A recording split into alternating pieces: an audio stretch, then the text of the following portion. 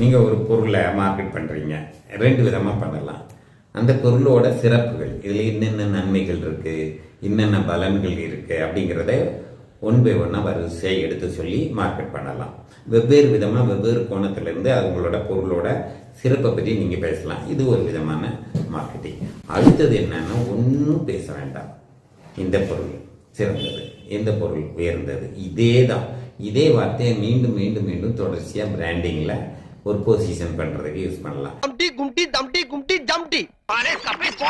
ஐயா, நம்ம தம்டி சாப்பிட்டீங்கன்னா கண்ணு பளிர் தெரியும், காது கண்ணீர் கேட்கும், நாடி நரம்பெல்லாம் நட்டுக்கிட்டு நிற்கும். இப்படி ரெண்டு விதமாக உங்களுடைய பொருளை நீங்கள் மார்க்கெட் பண்ணலாம்.